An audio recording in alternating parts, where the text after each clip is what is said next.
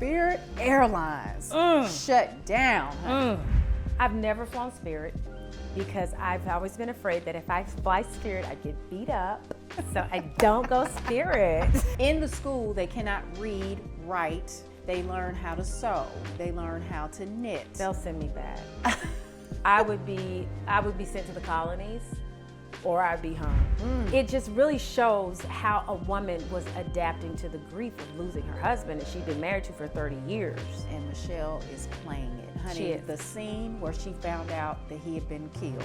Yeah. When I tell you, you could feel the grief. I loved Hulk Hogan. And I watched it, and he had talked about how he had said the N-word several times. Here's the thing, I was very disappointed, honestly. He's not what I thought he was. Yeah. From back in the day, being a naive kid in the 80s. And he's like, let me tell you something, brother. You know, you want him to win. Welcome to Popcorn and Champagne, where your favorite flicks meet your favorite critics. We're serving bold takes, real laughs, and the kind of commentary that pairs perfectly with popcorn and a glass of champagne. I'm Toni. I'm Tiff, and this is Popcorn and Champagne. Each episode, we're breaking down what's streaming, what's trending, and what's totally binge-worthy. From reality TV mess to Oscar-worthy moments. We've got the receipts, the reactions, and the real talk. So grab your popcorn, pour your bubbly, and get ready because it's time to sip, stream, and spill. Let's get into it. Hey, everybody. Welcome back to another episode of Popcorn and Champagne. Hey. Hey, Tiff. Hey, Toni. How are you? Good. Good. I feel like I just saw you. I know, right? We've just been knocking out these episodes today. Goodness gracious. Now it's time for What's Poppin'. Girl, Spirit Airlines shut down, honey. And people were stranded all over the country. Basically turned the lights off in midday. They did it like 3 a.m. in the morning. Yeah. And this did not just affect passengers. Crew members were, like, if you lived in Nashville and you were on a Spirit flight to Atlanta, you had to find your own way back home. Oh my gosh. Yeah. But I was on a flight the other day and I was sitting next to a Southwest pilot, and he basically told me that the other airlines are helping the crew members I heard get that. back home. Yeah. Because they were stranded. Yeah. And they're also offering them employment too for the cruise, members. 17,000 people. Is it that many? 17,000 people. Wow.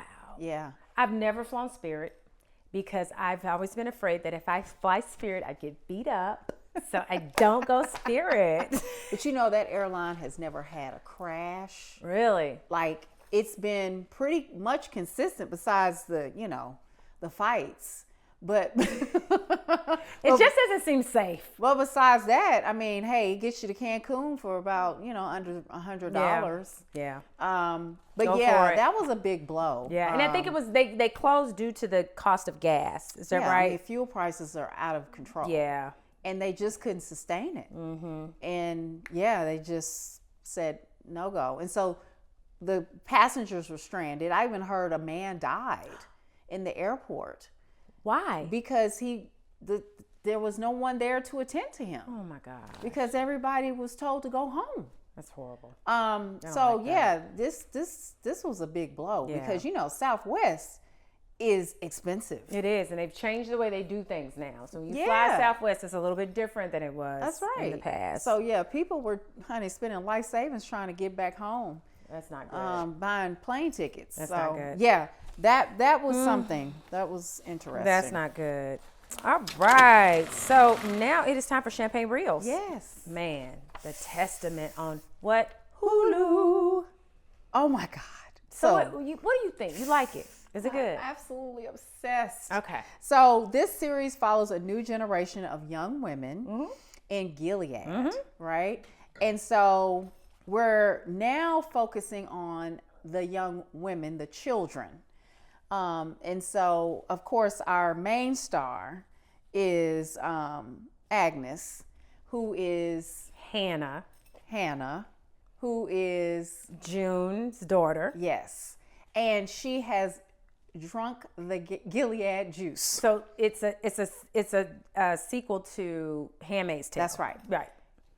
Was it It's a sequel. It's a sequel? Yeah, it's a sequel. Because I was thinking it was a prequel. But No, it's a but it's a sequel. And so it is showing you and just giving you an insight of how the young women the girls become women. Yes. In the Gilead world. And so they start out as a plum. Which means what? You haven't had your period yet. That's right. Yep. And then once you get your menstrual cycle, then you can wear green. And so that means you're ready to For a marry commander. a commander. So this has been quite interesting to me. It really has. Because the way they praise when these girls have their menstrual cycle. It's like a big deal. It is a production. It's a big deal. So the girl goes and she rings ring this the bell. big bell. Yes. And she comes down and they come around her and they gather her and put her, on this pedestal and celebrate her. Then they have to go through these little challenges as far as how to serve tea and things like that. And and so they're in a school too. It's really a teen focused drama. Yeah. And it's like the school is created by Aunt Lydia, right? It's like they all go to this school. It's a teen focused drama. And they all go to this school, Aunt Lydia. They love Aunt Lydia. They have the aunts there, right? Yes. But one thing I really liked about the last couple of episodes was the scene with Aunt Lydia. The backstory with Aunt Lydia, how she saved herself and that other lady that was with her. Well, the Asian. She didn't lady. know that. Right. I mean, because so they take it back to when the government was overturned and they had taken over these men or whatever, and they started gathering women. Sure. And so they took them all hostage. And Aunt Lydia, when they came to pull her, basically she sold a story of I can watch all the ladies for you. Yeah. It's kind of smart how she did it. It was genius. It really was. But at the end of the day, in the back of her mind, she's really trying to take it down. Oh my gosh. Yeah. And I keep waiting. Yeah, it's going to happen. I think it's going to happen. Waiting, and I'm holding If my breath. anybody has read the book, that book tells everything because it's based on a novel by Margaret Atwood. Yep. I'm telling you, there's an ending to this that we don't know about Woo. yet. Yeah. Because in The Handmaid's Tale, when they strung her up, I just, baby, that was a movement in itself. It was. But her backstory was amazing, and how she got to be Aunt Lydia, and how she's still in control on that aspect. By her being the way she is, with making sure that the girls do whatever they're supposed to do to be ready for the commander, I still got a soft spot for Aunt Lydia. It's something about Aunt Lydia. I still have a soft spot, especially the way she was in love with Janine for The Handmaid's Tale. Yes. She has a had little her bit moments. of a caring She had her spot. moments. I don't like Agnes's mom. No. The one that's The with her wicked now. The stepmother. wicked stepmother. I do not like her. Daisy, which I really can't wait to see how they're going to keep developing this character, because she was the pearl. So if you're a pearl, you're in all white, right? And you've got to become a plum. That's right. But June was back on the show for a minute, and I And feel girl, like my Daisy heart and just June burst. Yep, and Rita was on there. Oh my gosh. Yeah. When they showed June, because she approached Daisy to get her prepped and basically was like, look, This is what's going to happen. you got to be a part of the movement, and Yeah. this is what we need you to do. Because Daisy lost both of her parents for opposition from the movement. That's right. So to speak. And Daisy had no clue about her parents being involved in the movement or anything like that. And now she's been implanted in Gilead, and she's been assigned to Agnes. And it is just a beautiful story. Like, I mean, it's just so exciting to see I'll how tell you, this is Tiffany, going the to play first out. episode I watched it at night when I was sleepy. And I was like, this is not good. And I didn't finish it. And then I said, all right, I'm going to start the next day and I'm going to watch it again. It was so good. It's so good. So good. You got to pay attention. Yes. So good. I agree. I cannot wait to see how the story unfolds. Agnes is about to be paired with a commander. Yeah. I don't like this whole way they do stuff. It's just because not in the school they cannot read, write. They don't teach them any of that. They learn how to sew. They learn how to knit. They'll send me back. I would be sent to the colonies, or I'd be hung. Yeah. I'm not her. Yeah. I am not that girl. Seriously. But they are. And Yeah. girl, And Agnes, poor thing, she has, like you said, she's drank the juice. she has. She has. That's all she knows. Oh boy, if That's all you she knew what knows. your real mother was about, I know, honey. right? Next is Champagne moment. Champagne moment, definitely for the Testament. Next is the Madison on Paramount Plus. Oh my gosh, Yeah. Toni. Yeah. So Taylor Sheridan has done it again. This is one of the most talented producers, creators out there in the game. This man is a factory. And I was so excited to see Michelle Pfeiffer, because I'm a huge fan, Kurt Russell. It was just, I was just so excited. It was like Christmas to me. Yeah. To me, it was too short. I wanted more. It'll be second season. Yeah. And so it follows a family. Clyburn family. Yes. And they're based out of New York. But Kurt Russell has a brother that lives in Montana.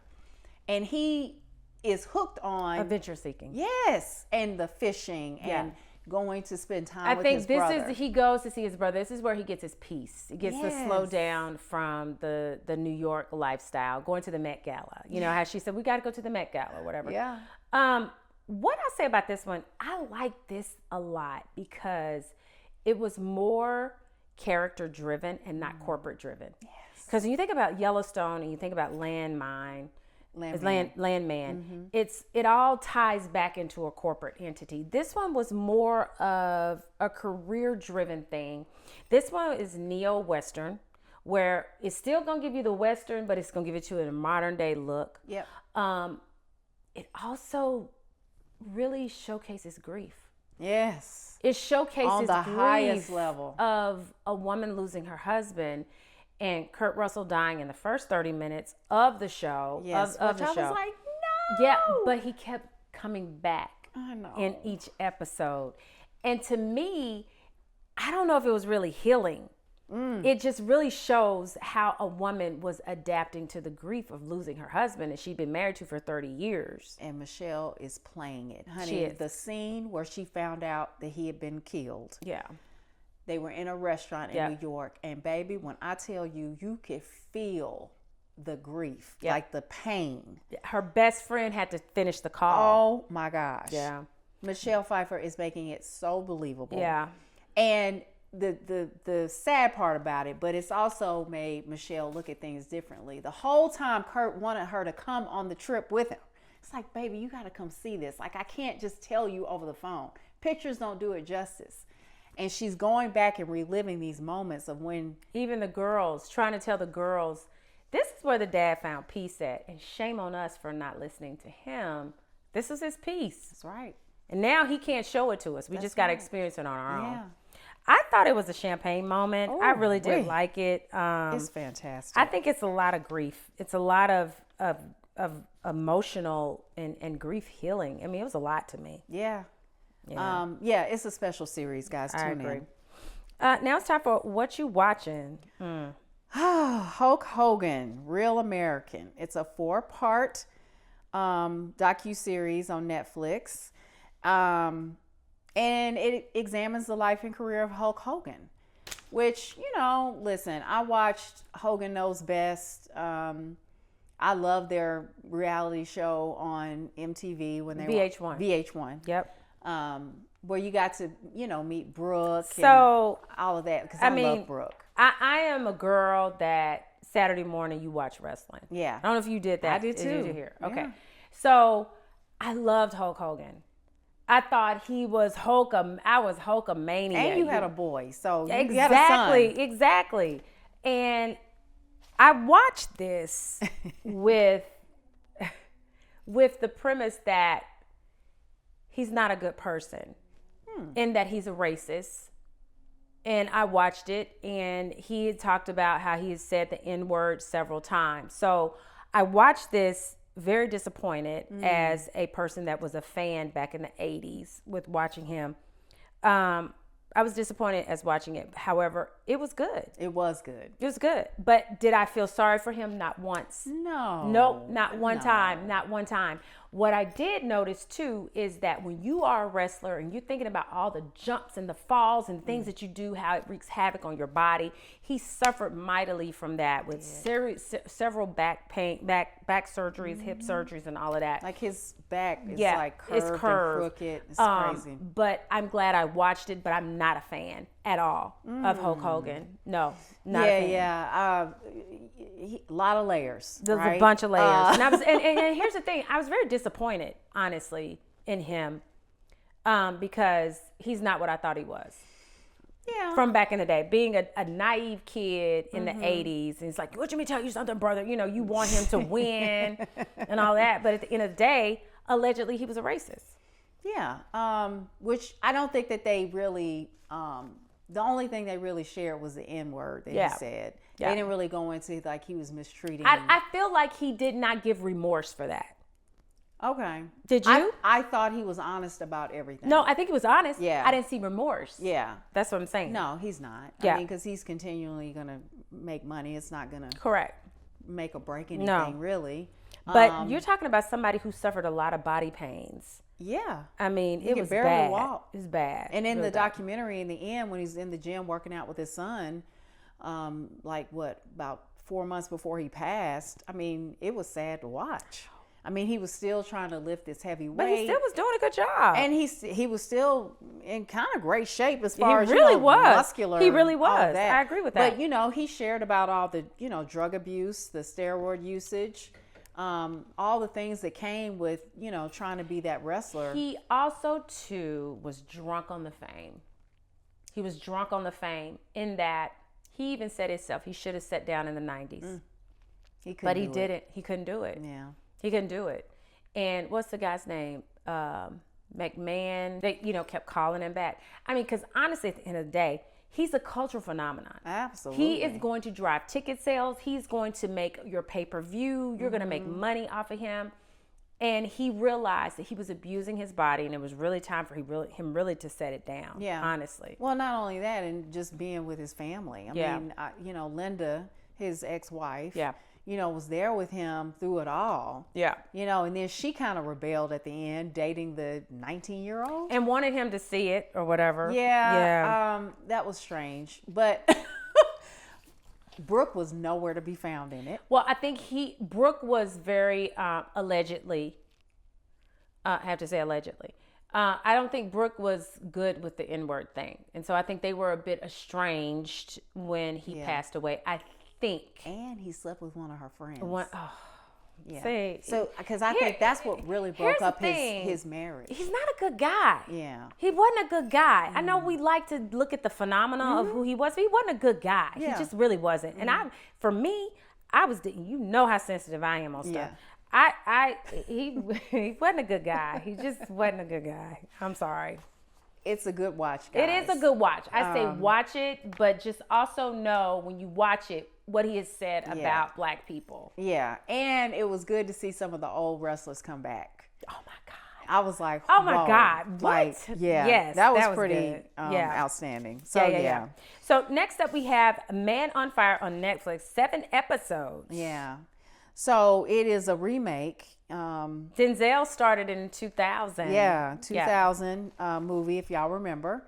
But John Creasy is back. And so he's haunted by his past. He is a CIA operative. And the series starts with him and his team in some, I don't know, undisclosed location. And the mission goes wrong. And all of them get killed except for John Creasy. And so he is traumatized by this. And he comes home, he's in a major depression for years and years and years. And then one of his friends pulls him back in to say, hey, I got a job for you. And then it goes from there. The guy who plays him, he does a great job. I can't think of his name. It's like a long African name. But I loved him. Yeah. I think he's in another series called The Wonder Man or Wonder Something Man. It's a Marvel series. But I would check it out. Would you give it a champagne moment? Yeah, it's a champagne moment. You would give it a champagne moment? It's a lot of action in it, which I like. I like to see people get beat up. And you like being on Spirit Airlines. Okay. and tortured and so it's a lot of Tortured and it's a backstory, of course, where the guy who's behind it you would have never thought, and he's so it's kind of it's worth a watch. It's worth a watch. Yeah. All right, that's it. That's all I got. That's all we got. That's right. Thank you guys for joining us. Check us out next month for another episode of Popcorn and Champagne, and we want to know what you watching. And that's a wrap for this week's episode of Popcorn and Champagne. Where the popcorn is hot, the champagne reels are hotter, and we never miss a good binge. Don't forget to like and follow us on all our socials at popcorn_champagne on Instagram and Facebook, and also on YouTube, Popcorn and Champagne. And if you love what you heard or even liked it a little, leave us a review and tell a friend. Sharing is caring, and we love hearing from our fellow streamers. Until next time, we want to know what you're watching.